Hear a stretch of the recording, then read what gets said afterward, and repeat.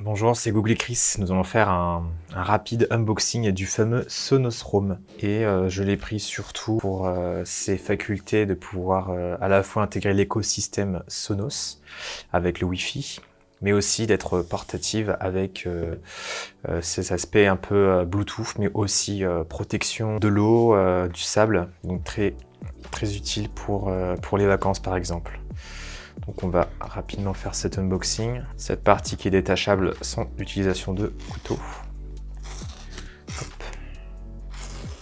Donc là je sais pas à quoi ça sert mais apparemment c'est pour tirer quelque part. Donc dans cet unboxing je vous propose qu'on déballe l'appareil puis qu'on le configure assez rapidement. Donc moi de base je suis assez écosystème Sonos. J'ai la Sonos One SL, une dans une pièce et une dans l'autre, dans la chambre et dans le salon. Et puis du coup ça serait plus une enceinte, on va dire, nomade à travers la maison, voire la salle de bain. Donc là on voit il y a l'appareil Sonos emballé dans une sorte de tissu assez doux. Ensuite il y a une sorte de Let's Get Started, manuel de première utilisation. Et enfin le câble, c'est un câble de chargement. Donc là, c'est de l'USB-C qui va directement se plugger sur l'enceinte. Il y a un USB-A qui lui va être plutôt relié sur le secteur. Donc à savoir que cette enceinte peut aussi être rechargée sans fil via le protocole Qi, les plateformes sans fil classiques. Donc là il y a un beau Sonos Roam. Donc après voilà, c'est du quali. On sent qu'un effort a été fait sur le packaging qui est assez cartonné, assez on va dire éco-conçu, mais c'est du packaging assez rigide, hein. Alors qu'est-ce qu'on a là? Alors un dépliant. Donc appuyez sur le bouton d'alimentation, donc charger avec le câble et ensuite il faut télécharger l'application Sonos pour le configurer. Et pour le Bluetooth, il faut maintenir le doigt sur le bouton d'alimentation jusqu'à ce que vous entendiez la tonalité confirmant l'appairage. Donc principalement, il faut utiliser l'application Sonos. Donc voilà, Power 1. Et ensuite, Download the app. Voilà, donc c'est une enceinte assez simple d'utilisation, à condition d'avoir l'écosystème. Alors, ouvrons tout ça. Alors voici, hop. Donc à première vue, l'appareil semble assez... donc c'est du plastique, hein. On a deux extrémités en silicone. Deux extrémités en silicone, et puis je sais pas si c'est du plastique ou du métal, je pense que c'est du plastique. Et donc maintenant si on appuie, comme il le dit, sur le bouton Power, donc là il y a un voyant orange qui s'allume. Donc voyant orange, hop, il faut sortir le petit smartphone. Alors on ouvre l'application Sonos, donc l'application Sonos. Donc ensuite je suppose qu'il faut aller dans Setting, Système, et ajouter un produit. Donc là, concrètement, il va faire quoi? Il va rechercher les produits à côté et là, comme par magie, le Sonos Roam apparaît. Donc là, on l'ajoute. Donc repérer les zones mises en évidence. Donc en gros, il faut passer le téléphone à ce niveau. On va y continuer. Donc là, c'est du NFC, hein. Tac.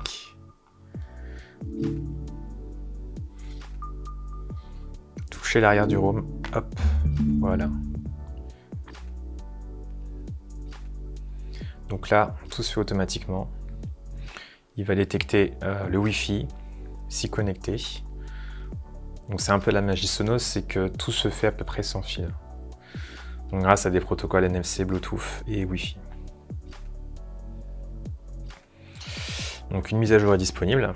Donc là, on va mettre à jour puisque c'est assez conseillé. Donc voilà, là il y a une mise à jour qui est en train de s'effectuer. Donc c'est assez rapide, hein. Là on voit déjà que la mise à jour est terminée et qu'elle est en train de s'installer. Terminé.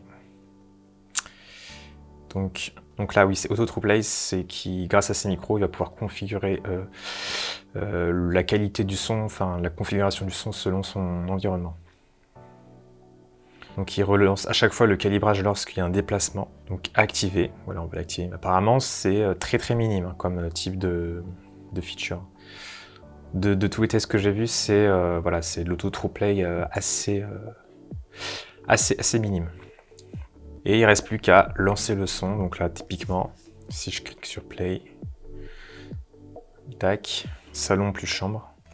Puis là, je peux configurer si je mets Sonos Roam en plus. Terminé.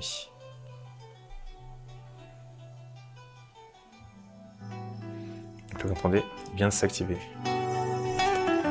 Alors franchement, je trouve la qualité du son plutôt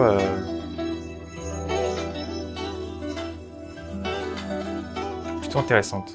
Les aigus sont plutôt précises. Bon, ça la magie, hein, c'est que du coup il n'y a pas de fil et c'est entièrement synchronisé avec l'écosystème. Et la basse fait plutôt bien le job en fait.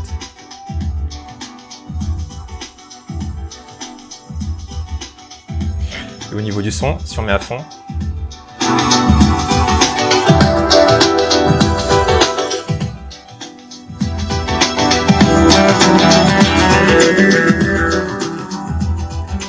alors ouais, on sent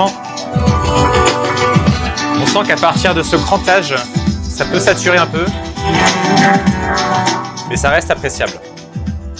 En gros, il faut l'écouter à peu près à ce niveau, vers 75-80%. Mais dans l'ensemble, c'est un bon son. C'est vrai que je suis plutôt étonné de la qualité.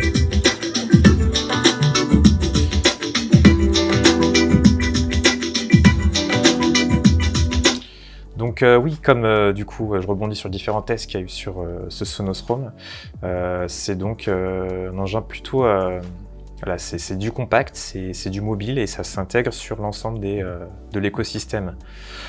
Je vais pas tester toutes les features ici, mais c'était pour vous montrer essentiellement à quelle rapidité on pouvait l'intégrer dans un écosystème Sonos déjà établi. Merci d'avoir participé à cette quick unboxing et à la prochaine pour une nouvelle vidéo. Au revoir.